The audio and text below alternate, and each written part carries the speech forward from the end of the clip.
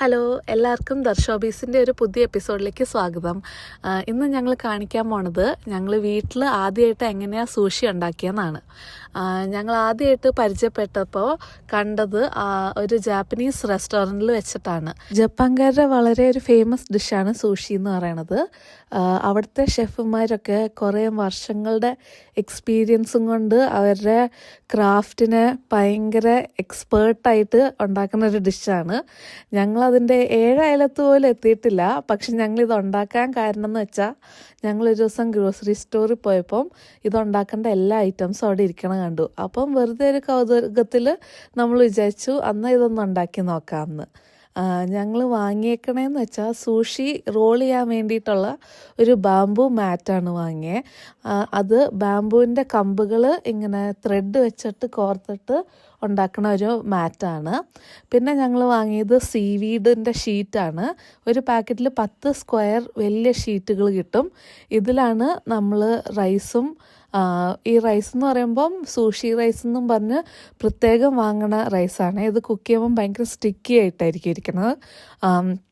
അതും പിന്നെ റോ ആയിട്ടുള്ള ഫിഷും ചിലപ്പം വെജിറ്റബിൾസും വെക്കും. കുക്കുംബറൊക്കെ പോലത്തെ വെജിറ്റബിളും വെച്ചിട്ട് ഇതിനെ നമ്മൾ ഈ ബാംബൂ മാറ്റിൽ വെച്ചിട്ട് റോൾ ചെയ്തെടുക്കുമ്പോഴാണ് ഈ സൂഷി റെഡി ആവണത്. ഇനി ഈ സൂഷി നമ്മൾ റോൾ ചെയ്ത് കഴിയുമ്പം അതിനെ ഇങ്ങനെ ഡിസ്ക് പോലെ നമ്മൾ മുറിക്കും. ഞങ്ങൾ ഈ തവണ റോ ഫിഷ് അല്ല വെച്ചുണ്ടാക്കിയത്. ഞങ്ങൾ സ്മോക്ഡ് സാൽമൺ എന്നും പറഞ്ഞ് ഇച്ചിരി ഇങ്ങനെ കുക്ക്ഡ് ആയിട്ടുള്ള മീൻ കിട്ടും വാങ്ങാൻ. അത് വെച്ചിട്ടാണ് ഉണ്ടാക്കിയത്. ജപ്പാൻകാരിങ്ങനെ ഒന്നും അല്ലായിരിക്കും കേട്ടോ ഉണ്ടാക്കണത്. ഞങ്ങൾ ചുമ്മാ അത് റിക്രിയേറ്റ് ചെയ്യാൻ നോക്കിയപ്പോൾ ഇങ്ങനെ നോക്കിയെന്നേ ഉള്ളൂ. ഈ സ്മോക്ഡ് സാൽമൻ്റെ കാര്യം പറയുകയാണെങ്കിൽ ഇതിന് ഒരു നല്ല ഉപ്പ് ടേസ്റ്റും ഉണ്ടായിരുന്നു. പിന്നെ സ്മോക്കിയാന്ന് വെച്ചാൽ പുകയിൽ വേവിക്കാമെന്ന്. അപ്പോൾ അതിൻ്റെ ഒരു ചെറിയ പുകയുടെ ഒരു ടേസ്റ്റും ഉണ്ടായിരുന്നു. പക്ഷെ അത് തന്നെ വേറൊരു ടേസ്റ്റ് ഉണ്ടായിരുന്നു. ഞങ്ങൾ പിന്നെ ഇത് റോൾ ചെയ്തപ്പോഴും നമ്മൾ ഫില്ല് ചെയ്യണത് കറക്റ്റ് സൂഷി ഉണ്ടാക്കുന്ന രീതിക്കല്ലായിരുന്നു. അത് തന്നെ റോൾ ചെയ്തപ്പോഴും ചെറുതായിട്ട് അത് ഞങ്ങളുടെ സീവീഡ് പേപ്പറിൽ നിന്ന് പുറത്തോട്ട് പോയി. മാത്രമല്ല ഞങ്ങൾ റൈസ് ഉണ്ടാക്കിയപ്പോൾ അത് ഇച്ചിരി അധികം കുഴഞ്ഞും പോയായിരുന്നു. അത് കാരണം ഞങ്ങളുടെ സൂഷി പേപ്പർ നനഞ്ഞു പോയി.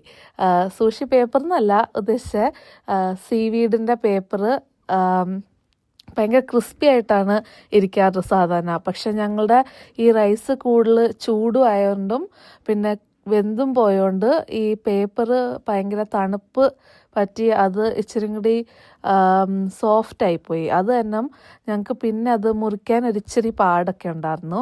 പക്ഷെ മൊത്തത്തിൽ നോക്കുകയാണെങ്കിൽ അതിൻ്റെ ടേസ്റ്റ് നല്ല അടിപൊളിയായിരുന്നു. ഞങ്ങളിത് പിന്നെയും വീട്ടിൽ ഒരു തവണയും കൂടി ഉണ്ടാക്കി നോക്കിയായിരുന്നു. അപ്പം ഞങ്ങൾക്ക് ഭയങ്കര ഇഷ്ടപ്പെട്ടു. നിങ്ങൾക്ക് സൂഷി ബിഗിനേഴ്സാണ്, ചുമ്മാ റോൾ ചെയ്ത് പഠിക്കണം എന്നൊക്കെ ഉണ്ടെങ്കിൽ ഇത് ഒരു നല്ലൊരു ആക്ടിവിറ്റിയാണ്. ഇങ്ങനെ വയ്ക്കുമ്പോൾ നമുക്ക് ഈ റോ ഫിഷ് എന്നൊക്കെ പറയുമ്പോൾ ഭയങ്കര എക്സ്പെൻസീവ് ആയിട്ടുള്ള ഇൻഗ്രീഡിയൻ്റ് ആണല്ലോ. പക്ഷേ സ്മോക്ഡ് ഫിഷൊക്കെ വെച്ച് നമുക്ക് ചുമ്മാ ട്രൈ ചെയ്ത് പഠിച്ച് നോക്കിയിട്ട് പിന്നെ നമുക്ക് അപ്ഗ്രേഡ് ചെയ്യാമല്ലോ. അപ്പോൾ എല്ലാവരും ട്രൈ ചെയ്യണം. ബൈ.